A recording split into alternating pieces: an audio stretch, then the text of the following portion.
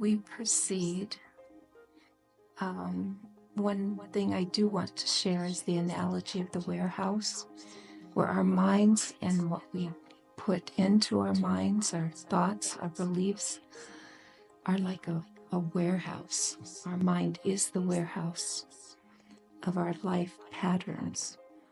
So when we begin working with affirmations, it's very often that this other part, this other voice, that's the pre-programming, will come up and say, oh yeah, right, and totally, again, the old negative will try to intrude.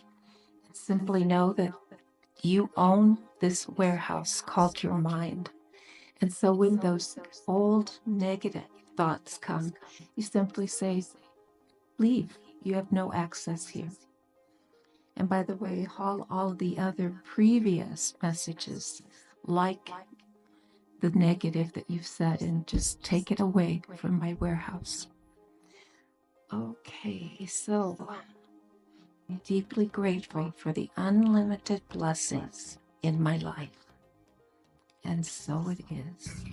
We have people from 3,091 miles away, the California contingent.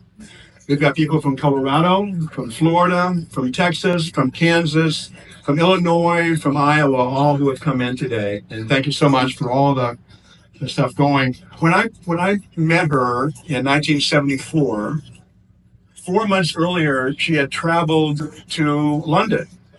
And she was on a Registered Nurses Association trip and had never left Kansas before. She'd never gone more than about 100 miles away from her farm. And she traveled over to London and saw New York and London. She saw the ocean for the first time. And then we met that year. And later on the next year, we decided to get married. She said, I really, really want to travel. And so I took her to Dubuque. While we were living in Denver in the 80s, it was really a tough time. It was terrible for real estate. She's an RN. Sometimes she had 3 jobs trying to keep all of us going together. But every year we made enough money to travel back to Dubuque in July for the Hobbs family reunion. And I knew that I would have a great career in sales because for 10 years in a row, I was able to convince my kids that driving 900 miles to Dubuque in July was much more fun than Disney World. One of the things she did during that decade, I was doing a bunch of stuff and wasn't making any money. I was trying this and trying that. And she sat me down one time. I said, I don't care what you do, just focus on one thing. Just do one thing. It was the greatest advice I ever got. And that led to everything that we have. And it was her. In mid-90s, we started making a little bit of money. And she said it was time to travel. And I said, well, we got 3 teenage boys. They're in school and sports. We have multiple commitments. My business is just taking off. It's not really a good time to go right now. She said she completely understood and agreed with me and knew our current situation. And then she came to me and gave me a big hug and said, it's okay. I will travel without you.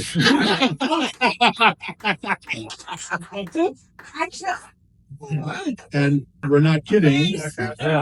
Ready where she went, watch where she went. Without me, she went to Egypt, France, England, back to Egypt, China, Germany, Russia, Cyprus, back to Egypt, Israel, Peru, Tibet, Colombia, and Mexico.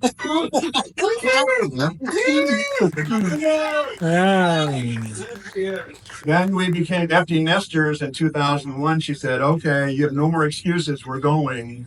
And she drugged me to Italy, Ireland, Scotland, Norway, France, Austria, Holland, England, Hungary, Turkey, Greece, Liechtenstein, Switzerland, France, Puerto Rico, the Virgin Islands, Hawaii, Canada, and Costa Rica.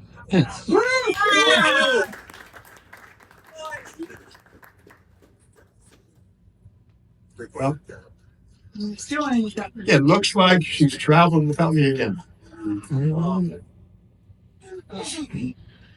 More than anybody I know, She was ready for this trip.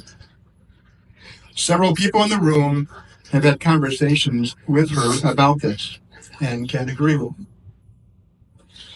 When Cinnamon was 13, and some of you heard a story last night from Roger, when she was 13, she had a major tree fall on her and knock her down and basically knock her, I think, unconscious and fall on her back. And she went into the emergency room. She's writhing in pain on the table. Her doctor's there telling her parents, they were both crying, say she may never walk it. And Cinnamon's flying in the air above the table. And she's watching this go on, and she's going, wait a minute, I don't feel any pain. I don't know why I'm writhing in pain down there. I don't know why my parents are crying. And she came back into her body and just looked up to her dad and said, it's going to be okay. And later on that evening, feelings started coming back to her legs. They never had to do any operation, anything else. And she went on to be the center on the basketball team in high school and make state and high jumping. And for the women in the audience, she was not doing that in full-length skirt. Just so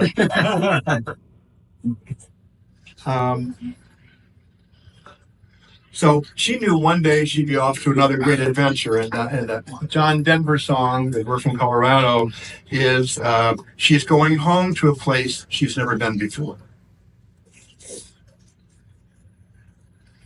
She was ready for this adventure. I'm not sure we were. All of her travel, if you notice a theme, what she was doing in her searching was going to holy sites. So she went to holy sites in Jerusalem. She laid in the king's chamber sarcophagus in the Great Pyramid in Egypt. She had an audience with the Kamapa Lama in Tibet.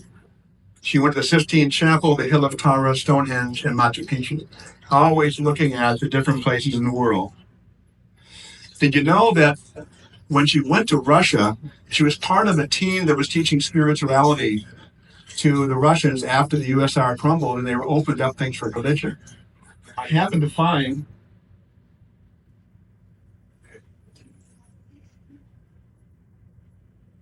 I was going through all the photos in our photo album the last 2 weeks. I happened to find two things. She had these printed up in Denver to take with her over to Russia. The one is a brochure that she went over there and did some teaching through an interpreter, and she put this whole thing together. It's all in Russian. I remember her having it all typed out in Denver to be take with her, and it's all in Russian except for the parentheses underneath it, which says "Guide to Creative Thinking." She also put together a songbook with one song in it, put it into Russian, interpreted the whole thing, and the name of the song is "Let There Be Peace on Earth and Peace Shall Be With It." We'll put that together. Wow. Don't worry, I'm getting close. So, if you don't know, she was a psychiatric nurse for over 25 years, had 3,500 patients that she dealt with. She was a certified spiritual counselor for over 20 years.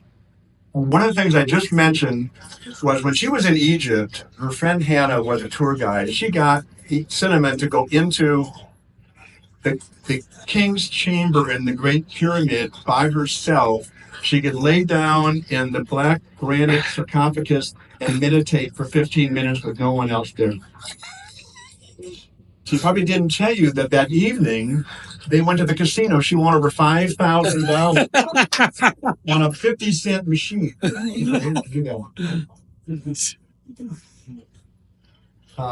Over the last few weeks, I've gone through a lot of her books, and we're going through a lot of things like that. And I went through her books, and I always knew that she was a very spiritual person, and I found the Holy Bible among her books. And I found a Quran, a Bhagavad Gita, the Book of Mormon, the Egyptian Book of the Dead, the Torah, and the Tao Te Ching. I think she was covering all of her bases. I found books that she loved on the teachings of Buddha, Confucius, and Edgar Cayce, and some of her favorite books titled Embraced by the Light, A Course in Miracles, Conversations with God, Walking Between the Worlds, and her favorite book of all time, Many Lives, Many Masters. True to form, she has traveled to another destination without me. Would all the people that are relatives of us at Cinnamon please either stand up or raise your hand? I want you to know that you now have your own personal family angel looking over you. And the rest of you are covered also. Thank you all for coming. And the love you've shown for our family, ourselves, and Cinnamon, we will always love you. I love you. We always will. Thanks.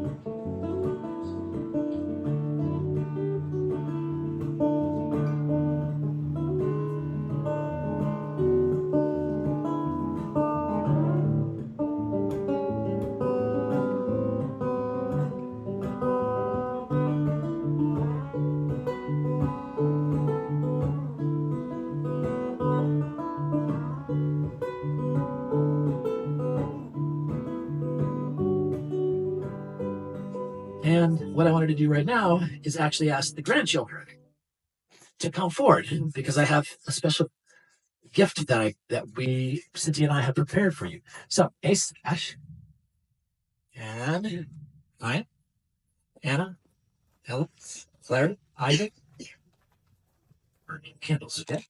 Now, each of you, grandchildren, get to take these in this box and go out to the labyrinth and set a candle on every single tile. Just the tiles, not the rocks, because there's actually a mathematical kind of like layout of the tiles. My mother loved labyrinths, and she used to discuss them with me all the time. But she also used to do, I think, kind of like almost like a group. She would lead a group about what labyrinths mean. And so what I'm going to do today is I'm going to recreate from my memory kind of what I learned from her about labyrinths, and we'll see how well I do. And if it starts thundering, we'll know that I'm off track. So first, I thought this is very interesting. Labyrinths are not like mazes. You could get lost in a maze. You can make a wrong turn. Labyrinths, you can't. There is one in and there's one out. And as long as you keep stepping forward, you will always get to the center. And so this particular labyrinth is something that my mother actually showed me. She went to, I think it was Germany, right? I don't remember the name of, it's some sort of famous Catholic church. And they actually have this in the tile underneath the pews, this exact design that I copied. And the monks or the priests would walk it in prayer and meditation. And it's an interesting spiritual journey if you really look at the mathematics and the positions of the labyrinth. Because as you walk, you enter through one entrance, and it immediately takes you very close to the center. And you start to go, ooh, I'm almost there. and it walks you right around the center. And then it starts taking you all the way to the outside. And I remember my mother telling me this is a lot like how life is. You're walking towards what you want in life, and it just seems like you're not. It seems like you're just walking further and further and further away. And she would tell me that I need to not take things so black and white, and that I just need to keep stepping, keep moving forward. And so the labyrinth is here tonight for a specific remembrance process. Back in the corner, we have a bunch of candles. The idea is if you'd like to participate in the labyrinth, you can do so. And you can think about maybe something that's my mother Mimi touched in your life. And you can go over to the corner and grab yourself a candle and light it over the next hours or so and bring it through the labyrinth, or you can just go right over the bridge because I put in a direct path that goes right to the center. And you can just set it on the stone right where the fire is. And that's just kind of an intention of us just kind of saying thank you in that process. Philippians 4:8. And it says, this is Jesus's words. I'm not paraphrasing, so don't hold me to this. But it says, Jesus said, finally, brethren, I say unto you, if there be anything pure, if there be anything good, if there be anything of good rapport, if there be anything true, think on these things. And so this process is the sharing of gratitude or whatever is on your mind about Cinnamon Hawks, my mother. So I'm going to start. And I believe my mother, and I've said this many times, is the most powerful female I've ever met. And when I was about 15, I went head to head with her. And she, something was going on in my life that I wasn't happy about it at all. And she had the audacity to tell me that I am a cause in my life. And when she explained it to me, she said, basically, everything that's happening to me, seemingly happening to me, is my consciousness asking, my soul asking for that lesson to come through and appear in my world. And I didn't want to hear that at all at that time because I was like, are you kidding me? This is ridiculous. And ever since that moment, I have seen, a 1,000,001 echoes of how that is absolutely true. And sometimes it takes years and years to come around for me to go, oh, yeah, I needed that. And,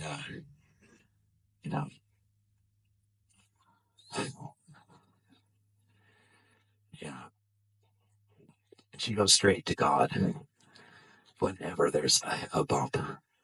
Whenever there's something in your mind that you're tangled up about, that you come and say, I don't know how I'm going to do this. The first word out of her mouth is give it to God. And it sounds so annoying when you're in that process because you're like, I got to figure this out. But she really needs it. That's how you figure it out. You don't. You just give that to God. It's not yours. And then you focus on what your work is. And so far, I'm pretty much at the toddler doggy paddle level of figuring that out. But that's my mom right now.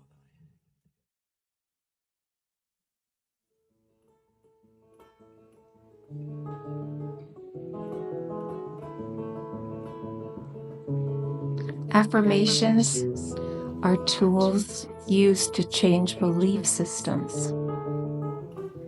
Indeed, affirmations are a powerful way to magnetize whatever you want in your life. Affirmations are personal, positive, and passionate. Personal, not I want to be as wealthy as Bob. That's not personal.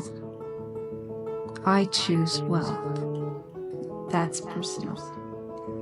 And of course, positive, choosing what you want to bring into your life. And then the last one, passionate, is about feelings. So we proceed. Can you hear me?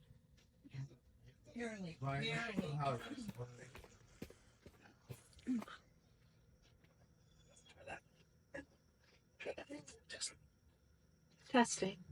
Yep. This is beautiful, Ryan. And I was just blown away by what Ryan put together, Cynthia. That's it. But your vision, and we're all here to help. And your mom is sending you her vision as well, so we know that. So she's part of it. So I want to read Aaron's poem.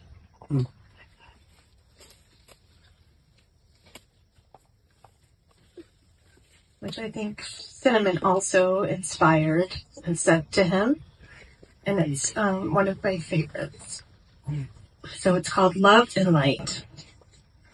People come and people go, but some people live with that special glow. It's almost indescribable, the light that shines. But if you look into their eyes, you can see the signs. They don't say a lot, but when they speak, people listen. They can look through your soul with beautiful eyes that glisten. They laugh, they play, they make everyone nicer. Sometimes they're known to be that mischievous enticer. They are powerful and wise. They speak from the heart.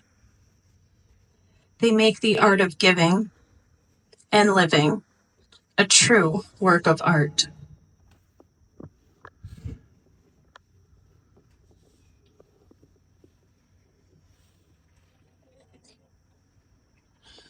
Well, that was our mom, and she was my dad's wife, and she lived the most amazing and abundant life. So here's to you, Mom. Here's to love and light. We are all here celebrating your love tonight. We love you, Mom, and yes, we love you more. This one is for you. Trump 2024.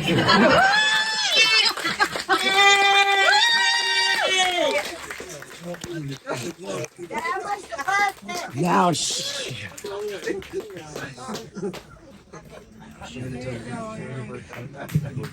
That's awesome.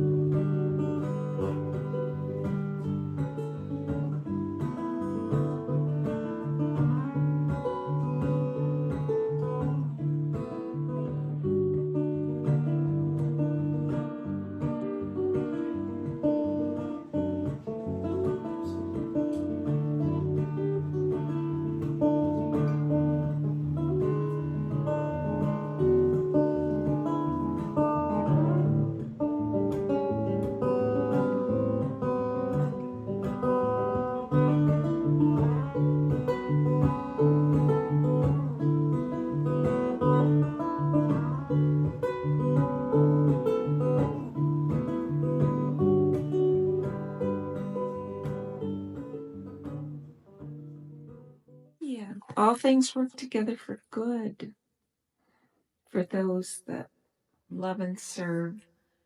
They say the Lord, the good, the truth, the light, the love, the peace. That's true.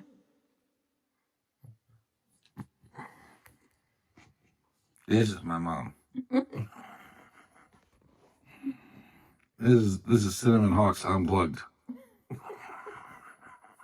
Or plugged in. Unplugged is like, yeah, that's right. Unplugged is the thing that Unplugged from material. Yeah, there you go. Unplugged from material. There you go. Into the spiritual reality. There you go. The end. The end.